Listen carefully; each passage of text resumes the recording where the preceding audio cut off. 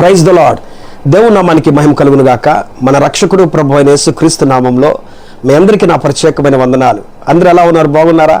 దేవుని యొక్క మహాకృపను బట్టి నేను, నా కుటుంబం, మా పరిచర్య మేమందరం కూడా చాలా బాగున్నాం. అనుదిన మన్నా అనేటువంటి యొక్క ఆధ్యాత్మిక కార్యక్రమమునకు మిమ్మల్ని ప్రేమతో ఆహ్వానిస్తున్నాను. ఈ రోజున ఒక చక్కటి వాక్యాన్ని ధ్యానం చేసుకుందాం. బైబిల్లో నుంచి యెషయా గ్రంథము 61వ అధ్యాయము 7వ వచనాన్ని ధ్యానం చేసుకుందాం. మీ అవమానమునకు ప్రతిగా రెట్టింపు ఘనత నొందుదురు. చూడండి, మీ అవమానమునకు ప్రతిగా రెట్టింపు ఘనత నొందుతారు అని చెప్పి ఈరోజున దేవుడు ఇక్కడ మాట్లాడుతున్నాడు. చాలామంది ఎంతగానో ఈ లోకంలో అవమానించబడుతున్నారు. ఒక మనిషి ఒక పని చేయాలంటే ఆ పనిలో అవమానాలు ఎదుర్కొంటున్నారు. ఆ పని దగ్గర యజమానులు ఎంతగానో అవమానిస్తుంటారు. ఎవడి బయట ప్రాంతాలలో ఎంతగానో స్నేహితులు అవమానించేటువంటి వారు ఉన్నారు. అలాగే ఇంట్లో భర్త కొంతమంది భార్యలను అనుమానిస్తూ ఉంటారు, కొంతమంది భార్యలను అవమానిస్తూ ఉంటారు. కొంతమంది భార్యలు వారి భర్తలను సరిగా ప్రేమించక, వారికి లోబడక వారిని అవమానిస్తూ ఉంటారు. ఏమంటే కొంతమంది పిల్లలని తల్లిదండ్రులు అవమానిస్తుంటారు, తల్లిదండ్రులను చాలామంది పిల్లలు అవమానిస్తూ ఉంటారు. మనం ఎక్కడ చూసినా కూడా ఎన్నో అవమానాలే మనకు కనబడుతూ ఉంటవి. మనం నివసించే ఇంటి దగ్గర ఎన్ని అవమానాలు ఉండవండి. మన చుట్టుప్రక్కల వారి దగ్గర ఎంతగానో అవమానించబడుతున్నామా? వాక్యం ద్వారా ఈ రోజున దేవుడు మాట్లాడుతున్నాడు. మీ అవమానమునకు ప్రతిగా మీరు రెట్టింపు ఘనతను ఒక రోజున నొందుతారు అని చెప్పి అంటున్నాడు. తప్పకుండా దేవుని మీద మీరు గనక ఆధారపడి జీవించగలిగితే, మీరు ఏ ప్రాంతంలో అవమానించబడుతున్నారో, మీరు ఏ పనిలో అవమానించబడుతున్నారో, ఏ ఉద్యోగంలో అవమానించబడుతున్నారో, ఏ చోట మీరు అవమానించబడుతున్నారో, అదే ఇంట్లో, అదే పనిలో, అదే జాబులో మీరు రెట్టింపు ఘనతను పొందుకొని ఆశీర్వాదాలు పొందుకునే వారినిగా దేవుడు చేసేవాడండి. బైబిల్లో మీరు చూసినట్లయితే యోసేపు భక్తుడు మనకు కనబడతాడు. అన్నలు ఎంతగానో అవమానించారండి.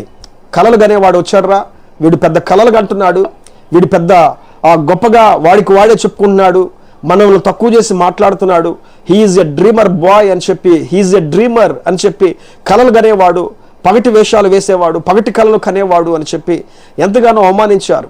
ఎంతగానో తండ్రి ప్రేమ నుంచి దూరం చేయాలని ఎంతగానో వాళ్ళు ప్రాకులాడి ఆ ఇస్మాయిలును కమ్మించి ఎంతగానో తండ్రి ప్రేమకు దూరం చేశాడు, కుటుంబ ప్రేమకు దూరం చేశారు. కానీ దేవుడు ఒక రోజున ఆయనను ఐగుప్తు దేశానికి ప్రధానమంత్రిగా చేసినప్పుడు ఆయన అవమానమునకు ప్రతిగా ఎంత గొప్ప ఘనతను పొందుకున్నాడో అక్కడ మనకు కనబడుతుంది కదండి. రాజు చెప్తున్నాడు అక్కడ, మాటకు మాత్రమే నేనయ్యా, కానీ సమస్తము నీ చేతికి నేను అప్పగిస్తున్నాను, నా ఇంటి పని కూడా నీకే అప్పగిస్తున్నానని చెప్పనంటాడు. కాబట్టి ఎంత గొప్ప ఘనతనిచ్చాడో దేవుడు అక్కడ యోసేపుకి. ఈ రోజున నీ అవమానమునకు రెట్టింపు ఘనత నువ్వు పొందుకుంటావు. ఆ అన్నలే వచ్చి సాష్టాంగ నమస్కారం చేసి, ప్రధానమంత్రి అయ్యా మాకు సహాయం చేయి, మాకు ఆహారం దయచేయి అని చెప్పి ప్రాధేయపడినట్లుగా మనం బైబిల్లో చూస్తున్నాం. చెరసాల్లో ఉన్నప్పుడు అవమానించబడ్డాడు, అన్నల దగ్గర అవమానించబడ్డాడు, గుంటలో వేయబడి అవమానించబడ్డాడు, ఇస్మాయేలును కమ్మి అవమానించబడ్డాడు, పోతిఫర్ ఇంట్లో అవమానించబడ్డాడు. ఎన్ని అవమానాలు పొందుకున్నాడో ఆ అవమానాలన్నింటిలో కూడా దేవుడు గొప్ప ఘనతనిచ్చి దేవుడు అతన్ని నిలబెట్టాడండి. ఈ రోజున నీ అవమానాలన్నిటికీ కూడా దేవుడు గొప్ప ఘనతనిచ్చేవాడు. హన్న సొంత సహోదరి చెల్లెల ద్వారానే అవమానించబడింది. పెనిన్న తన పిల్లల్ని ఎత్తుకుంటుందని చెప్పి, అన్న గొడ్రాలని చెప్పి, పిల్లలు కనని దానిది అని చెప్పి, నీకు పిల్లలు లేరు, నువ్వు గొడ్రోతువి, నువ్వు గొడ్రాలి దానివి, నీకు గర్భశోకం ఉంది, నువ్వు పనికిరాని దానివి అని చెప్పారని, నా పిల్లల్ని ఎత్తుకోబాకు అని చెప్పి ఎంతగానో ఆమెను ఇబ్బంది పెట్టి బాధ పెట్టిన సందర్భాలు ఎన్నో మనకు కనబడతా ఉంటాయి పిల్లారా. అలాంటి పరిస్థితుల్లో కూడా సొంత సహోదరి చేత అన్ని అవమానించబడుతూ ఆమె చేసిన పనేంటో తెలుసా? దేవాలయానికి, షిలోహులో ఉన్న దేవాలయానికి తన భర్తను తీసుకుని వెళ్ళిపోయి, దేవా, సైన్యములకు అధిపతిగా యెహోవా, నీ సేవకురాలైన నాకు నా అవమానమునకు ప్రతిగా నాకు ఘనత కావాలి, దయచేయ్యా. ఇదిగో పిల్లల విషయంలో అవమానించబడుతున్నానయ్యా, నాకు ఒక మగపిల్ల నువ్వు, నా కోసం కాదయ్యా, నీ సేవకే వాడిని ప్రతిష్ఠిస్తాను, అయితే నా అవమానం తీర్చబడాలి అని చెప్పి అన్నపానములు ముట్టుకోకుండా ఆమె అక్కడ ఉండి తన భర్తతో ప్రార్థనలు చేసుకుని, దేవుని దగ్గర ఒడంబడిక చేసుకుని, మొక్కుకొని, ఆమె అన్నపానములు ముగించుకొని అక్కడి నుంచి తన భర్తను తీసుకుని ఇంటికి వెళ్ళగా దేవుడు ఆమె జీవితంలో, తన భర్త జీవితంలో కార్యములు చేసి చక్కటి బిడ్డలను దేవుడు ఆమెకి ఇచ్చాడు. సమూయేలు ప్రవక్తలు మాత్రమే కాదండి, సమూయేలు తర్వాత మరలా ఆమె చాలా మంది పిల్లల్ని కన్నట్లుగా మనం అక్కడ చూస్తాము. సమూయేలు గ్రంథం 2వ అధ్యాయం 3వ అధ్యాయంలో కాబట్టి దేవుడు మన అవమానములకు ప్రతిగా రెట్టింపు ఘనతనిచ్చేవాడండి. రెట్టింపు ఘనతనిచ్చి మనం ఎక్కడైతే అవమానపరచబడుతున్నామో అదే ఇంట్లో మనల్ని ఘనపరచువాడు. హన్న అదే ఇంట్లో ఘనపరచబడింది, అదే చెల్లెల దగ్గర ఘనపరచబడింది. అలాగే నీ జాబులో ఎక్కడ అవమానించబడుతున్నావా అక్కడే ఘనతనిచ్చేవాడు. నీ పనిలో అవమానించబడుతున్నావా అక్కడే ఘనతనిచ్చేవాడు. నీ పేటలో నీ గ్రామంలో అవమానించబడుతున్నావా అక్కడే ఘనపరచువాడు మన దేవుడు. ప్రియులారా, బైబిల్లో యోబు గారిని మీరు చూసినట్లయితే యోబు అవమానపరచబడుతున్నాడు. సొంత భార్య వచ్చి అవమానిస్తుంది. ఏం దేవుడయ్యా ఈ దేవుడు, వచ్చి నాతో పాటుగా దేవుని దూషించిరా, ఎంతకాలం యథార్థతను పెట్టుకొని ఉంటావు, ఇంత పోయింది కదా, ఇంకేం దేవుడు అని చెప్పి అవమానిస్తూ ఉంది. బూడిదలో కూర్చొని కురుపులతో బాధపడుతుంటే ఆ బూడిద రాసుకుంటూ ప్రార్థన చేసుకుంటుంటే ఏమంటే అతన్ని పరామర్శించడానికి 3 స్నేహితులు వచ్చారు. వాళ్ళు కూడా అవమానిస్తున్నారు. వీడేదో తప్పు చేశాడు, వీడేదో తెలియని పాపం చేశాడు, అందుకే వీడికి రోగాలు వచ్చినాయి, అందుకే ఒకేసారి పిల్లలు తెచ్చారు, ఒకేసారి ఆస్తులన్నీ కూలిపోయినవి, ఒకేసారి పశువులన్నింటినీ కూడా ఆస్తులను వేరే దేశపు రాజులు వచ్చి కబ్జా చేసేసుకొని దొంగిలించుకుని వెళ్ళిపోయారు, క్యాప్చర్ చేసుకొని అని చెప్పి ఎంతగానో అవమానించారు. కానీ అతడు నమ్మకంగా దేవుని మీద యథార్థంగా బ్రతకటం వల్ల, యథార్థతను విడవకుండా దేవుని ఇచ్చాడు, దేవుడే తీసుకున్నాడని చెప్పి దేవునికి అనునిత్యము ప్రార్థన చేసుకోవటం వల్ల 42వ అధ్యాయం యోబు గ్రంథం మీరు చూసినట్లయితే కోల్పోయిన పశువులన్నింటినీ కూడా దేవుడు రెండంతలుగా ఆశీర్వదించాడు. రెండంతలుగా మంచి సంపూర్ణమైన ఆరోగ్యాన్ని దేవుడు అతనికి ఇచ్చాడు.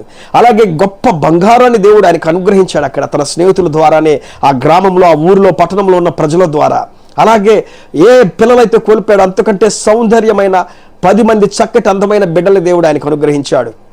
రెండంతలుగా దేవుడు ఏ ప్రాంతంలో అయితే అవమానించబడ్డాడో అక్కడే ఇచ్చి ఆయనను ఘనపరిచినట్లుగా మనం అక్కడ చూస్తున్నాం. పిల్లారా, ఈ రోజున నీ ఉన్న స్థలంలోనే నిన్ను ఘనపరచువాడు మన దేవుడు, నీ ఉన్న ప్రదేశంలోనే నిన్ను ఘనపరచువాడు మన దేవుడు.